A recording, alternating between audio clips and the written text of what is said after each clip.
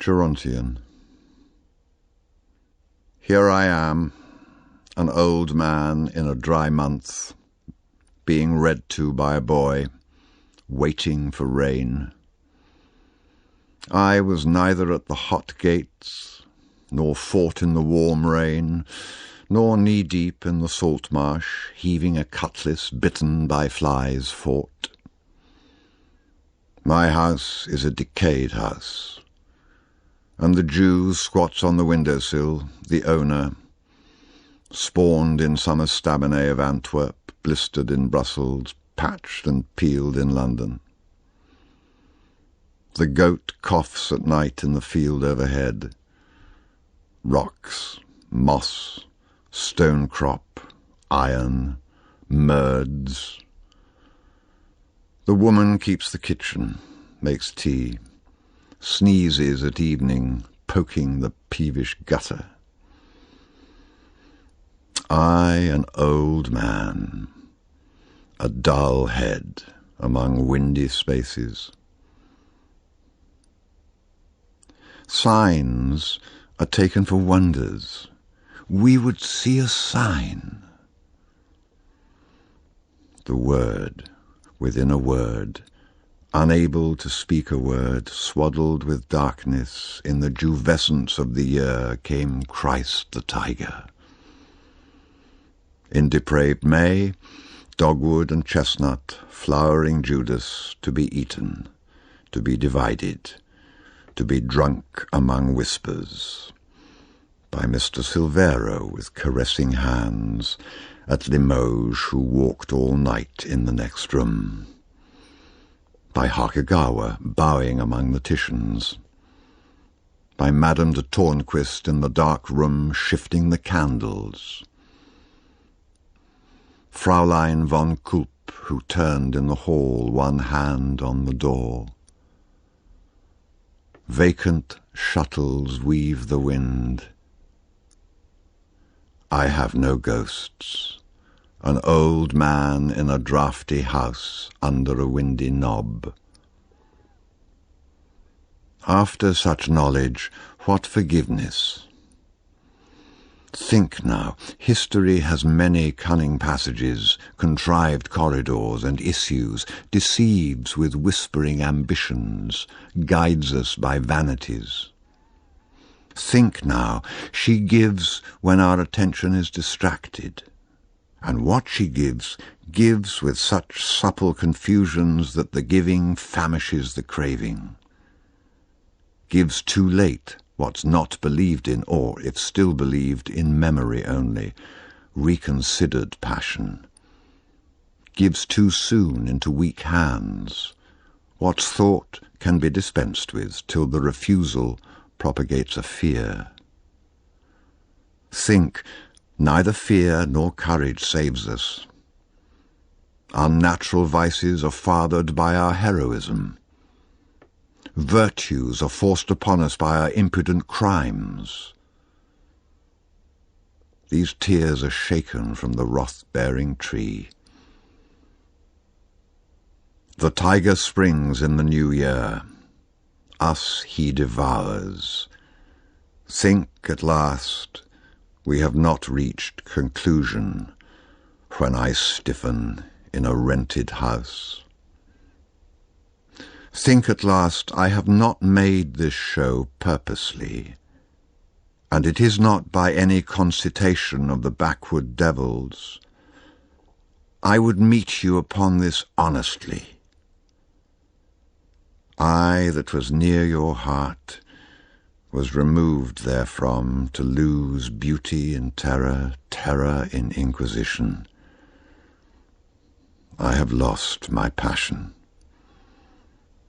Why should I need to keep it, since what is kept must be adulterated? I have lost my sight, smell, hearing, taste, and touch. How should I use them for your closer contact? These, with 1,000 small deliberations, protract the profit of their chilled delirium, Excite the membrane when the sense has cooled with pungent sauces, multiply variety in a wilderness of mirrors. What will the spider do? Suspend its operations? Will the weevil delay? Debayash, Fresca, Mrs. Camel whirled beyond the circuit of the shuddering bear in fractured atoms. Gull against the wind in the windy straits of Belle Isle, or running on the Horn. White feathers in the snow. The Gulf claims, and an old man driven by the trades to a sleepy corner. Tenants of the house, thoughts of a dry brain in a dry season. Burbank with a Baedeker, Bleistein with a cigar. Burbank crossed a little bridge, descending at a small hotel. Princess Volupine arrived. They were together, and he fell. Defunctive music undersea passed seaward with the passing bell, slowly. The god Hercules had left him, that had loved him well. The horses under the axle tree beat up the dawn from Istria with even feet. Her shuttered barge burned on the water all the day. But this, or such, was Bleistein's way. A saggy bending of the knees and elbows with the palms turned out. Chicago Semite Viennese. A lustreless, protrusive eye stares from the protozoic slime at a perspective of Canaletto. The smoky candle end of time declines. On the Rialto once. The rats are underneath the piles. The Jew is underneath the lot. Money in furs. The boatman smiles. Princess Volupine extends a meagre, blue-nailed, Tisic hand to climb the water stair. Lights, lights. She entertains Sir Ferdinand Klein. Who clipped the lion's wings and flea'd his rump and pared his claws, thought Burbank, meditating on time's ruins and the 7 laws. Sweeney Erect. Paint me a cavernous waste shore cast in the unstilled Cyclades. Paint me the bold and fractious rocks faced by the snarled and yelping seas. Display me Aeolus above, reviewing the insurgent gales which tangle Ariadne's hair and swell with haste the perjured sails. Morning stirs the feet and hands, Nausicaa and Polypheme. Gesture of orangutan rises from the sheets in steam. This withered root of knots of hair, slitted below and gashed with eyes, this oval O cropped out with teeth. The sickle motion from the thighs, jackknifes upward at the knees, then straightens out from heel to hip, pushing the framework of the bed and clawing at the pillow slip. Sweeney addressed full length to shave, broad-bottomed, pink from nape to base, knows the female temperament and wipes the suds around his face. The lengthened shadow of a man is history, said Emerson, who had not seen the silhouette of Sweeney straddled in the sun. Tests the razor on his leg, waiting until the shriek subsides. The epileptic on the bed curves backward, clutching at her sides. The ladies of the corridor find themselves involved, disgraced, call witness to their principles and deprecate the lack of taste. Observing that hysteria might easily be misunderstood, Mrs. Turner intimates it does the house no sort of good. But Doris, towelled from the bath, enters padding on broad feet, bringing sal volatile and a glass of brandy neat. A cooking egg. Pippet sat upright in her chair, some distance from where I was sitting. Views of the Oxford colleges lay on the table, with the knitting. Daguerreotypes and silhouettes, her grandfather and great-great-aunts, supported on the mantelpiece an invitation to the dance. I shall not want honour in heaven, for I shall meet Sir Philip Sidney, and have talk with Coriolanus and other heroes of that kidney. I shall not want capital in heaven, for I shall meet Sir Alfred Mond. We two shall lie together, lapped in a 5% exchequer bond. I shall not want society in heaven. Lucretia Borgia shall be my bride. Her anecdotes will be more amusing than Pippet's experience could provide. I shall not want Pippet in heaven. Madame Blavatsky will instruct me in the 7 sacred trances. Picarda de Dinati will conduct me. But where is the penny world I bought to eat with Pippet behind the screen? The red-eyed scavengers are creeping from Kentish town and Golders Green. Where are the eagles and the trumpets? Buried beneath some snow-deep Alps, over buttered scones and crumpets, weeping, weeping multitudes droop in 100 ABCs. The Hippopotamus. The broad-backed hippopotamus rests on his belly in the mud. Although he seems so firm to us, he is merely flesh and blood. Flesh and blood is weak and frail, susceptible to nervous shock, while the true church can never fail, for it is based upon a rock. The hippo's feeble steps may err, encompassing material ends, while the true church need never stir to gather in its dividends. The potamus can never reach the mango on the mango tree, but fruits of pomegranate and peach refresh the church from oversea. At mating time the hippo's voice betrays inflections hoarse and odd, but every week we here rejoice the church at being one with God. The hippopotamus's day is passed in sleep. At night he hunts. God works in a mysterious way. The church can sleep and feed at once.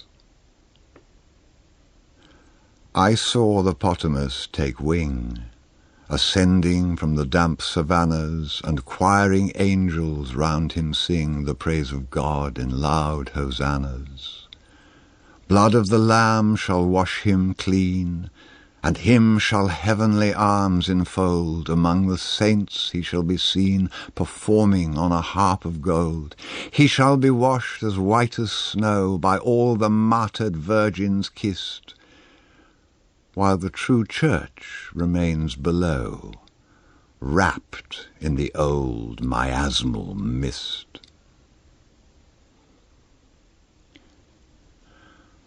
Whispers of Immortality.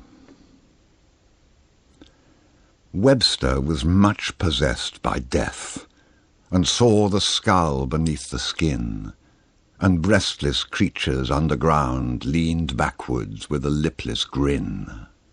Daffodil bulbs instead of balls stared from the sockets of the eyes.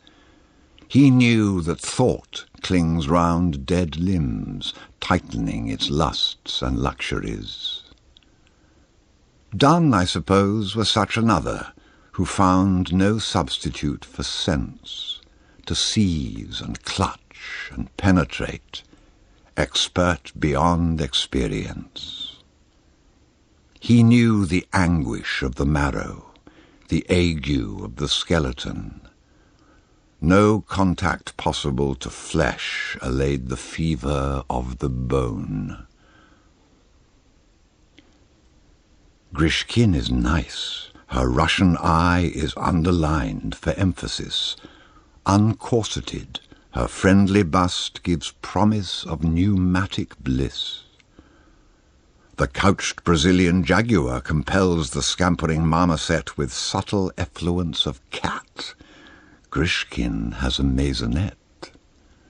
The sleek Brazilian jaguar does not in its arboreal gloom distill so rank a feline smell as Grishkin in a drawing-room. And even the abstract entities circumambulate her charm. But our lot crawls between dry ribs to keep our metaphysics warm. Mr. Eliot's Sunday morning service. Polyphyloprogenitive, the sapient sutlers of the Lord drift across the window panes. In the beginning was the Word. In the beginning was the Word, superfetation of Tahen, and at the mensual turn of time produced enervate Origen. A painter of the Umbrian school designed upon a gesso ground the nimbus of the baptized god. The wilderness is cracked and browned, but through the water, pale and thin, still shine the unoffending feet, and there above the painter set the Father and the Paraclete. The sable presbyters approach the avenue of penitence. The young are red and pustular, clutching peaculative pence. Under the penitential gates, sustained by staring seraphim, where the souls of the devout burn invisible and dim. Along the garden wall, the bees with hairy bellies pass between the staminate and pistillate blessed office of the epicene. Sweeney shifts from ham to ham, stirring the water in his bath. The masters of the subtle schools are controversial, polymath. Sweeney among the Nightingales. Ape-neck Sweeney spreads his knees, letting his arms hang down to laugh. The zebra stripes along his jaw, swelling to maculate giraffe.